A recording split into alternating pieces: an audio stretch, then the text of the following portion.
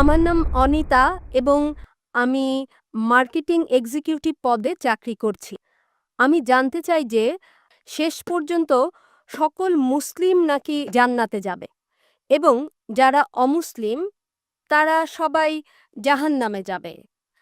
তো আমি এ বিষয়ের ব্যাখ্যা জানতে চাচ্ছি। আমি জানতাম যে প্রত্যেকের চূড়ান্ত যে ফয়সালা হয় তা নিজের কর্মের ওপর হয়। তো আমি এ বিষয় সম্পর্কে সঠিক ব্যাখ্যা চাই যে সকল মুসলিম জান্নাতে যাবে এবং অমুসলিম যাবে জাহান্নামে। যদি সবাই তারা ভালো কাজ করে, যদি অমুসলিম ভালো কাজ করে তাহলে কেন তারা জাহান্নামে যাবে? বোন সুন্দর প্রশ্ন করেছেন যে ওনার এক বান্ধবী বলেছেন যে যারা মুসলমান তারা আখিরাতে জান্নাতে যাবে, অমুসলিমরা যাবে দোজখে।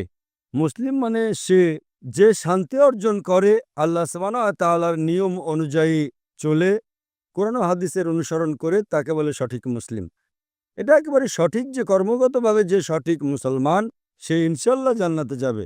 কিন্তু আপনার প্রশ্ন হচ্ছে যে অমুসলিম ভালো কাজ করে সে কেন জান্নাতে যাবে না? বোন, জান্নাতে যাওয়ার জন্য শর্ত আছে 4টি। যখন আমি আমার 10ম শ্রেণী পাশ করি, আমি সেন্ট পিটার্স স্কুল থেকে পাশ করি। যখন আমি আইসিএসসিতে ছিলাম 10ম শ্রেণীতে, তখন পরীক্ষাতে আমার 6টি আবশ্যকীয় বিষয় ছিল: ইংরেজি, গণিত, বিজ্ঞান, ভূগোল, ইতিহাস, হিন্দি। 6টি বিষয় আবশ্যকীয়। 6টি বিষয় পাশ করাটা জরুরি ছিল। একইভাবে মানুষকে জান্নাতে যেতে হলে 4টি শর্ত রয়েছে।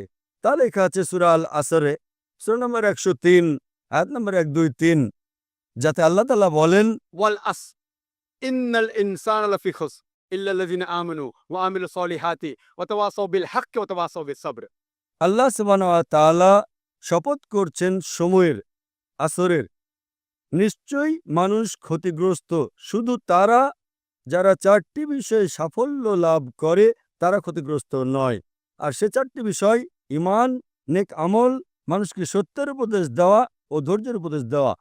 যেমন ধরেন, যদি আমি অঙ্ক, ইংরেজি, ইতিহাস, ভূগোল, বিজ্ঞানে 99% নাম্বার পাই, 99%, এবং হিন্দি বিষয়ে শুধু আমি 10% পাই এবং পাশের নম্বর 40% হয়, পাশের জন্য 40 নম্বর প্রয়োজন। যদি একটা বিষয়ে আমি হিন্দিতে 10% নাম্বার পাই এবং বাকি 5টা বিষয়ে 99% নাম্বার পাই, তখন কি আমি 10ম শ্রেণী পাশ করতে পারবো কি না? বোন, আমি আপনাকে জিজ্ঞেস করছি, আমি 10ম শ্রেণী পাশ করতে পারবো কি পারবো না? এক বিষয়ে 10%, অন্য 5টা বিষয়ে 99%, আমি 10ম শ্রেণী পাশ করতে পারবো কি পারবো না? জি না। না। কেন? যেহেতু আমি হিন্দি বিষয়ে 10% নাম্বার পেয়েছি, হোক অন্যগুলোতে 99%, হিন্দিতে 10 নাম্বার ফেল। ওইরকম ভাবে জান্নাতে যেতে হলে সূরা আল আসর অনুযায়ী 4টি বিষয় জরুরি: ঈমান, নেক আমল, যেমনটা আপনি বলেছেন, ওয়া তাওয়াসাউ বিল হক মানুষকে সত্যের পথে ডাকা, ওয়া তাওয়াসাউ বিস সাবর। মানুষকে ধৈর্যের উপদেশ দেওয়া। 4টি বিষয় হচ্ছে জরুরি। এই 4টি বিষয়ের মধ্যে যদি একটিও বাদ চলে যায়, বিদ্যমান না থাকে, যদি আপনি একটি বিষয় ফেল করে থাকেন, আপনি জান্নাতে যেতে পারবেন না। যদি আপনি বলেন যে আপনি খুব ভালো মানুষ, আমলের দিকে আপনি খুব ভালো আমল করেন, ধরে নিলাম যে আপনি 99 নাম্বার পেয়েছেন আমলে, কিন্তু ঈমানে তো ফেল করেছেন। আপনি এটা মানেন না যে আল্লাহ এক এবং মুহাম্মদ সাল্লাল্লাহু আলাইহি ওয়াসাল্লাম শেষ পয়গম্বর, যা সকল ধর্মগ্রন্থের মধ্যে লেখা আছে। তো আপনি ঈমানে ফেল।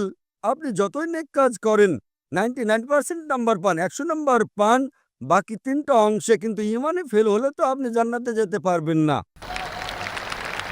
এই একইভাবে যদি কোনো মানুষ হয় নামে মুসলমান, ভালো কাজ করে না, নেক আমল করে না, ওয়া তাওয়াসাউ বিল হক আহ্বান করছে না লোকদের, সত্যের পথে ডাকছে না, কিংবা মানুষকে ধৈর্যের উপদেশ দিচ্ছে না, শুধু নামে মুসলমান, মোহাম্মদ, সুলতান, জাকির, আব্দুল্লাহ, তো সে জান্নাতে যাবে না।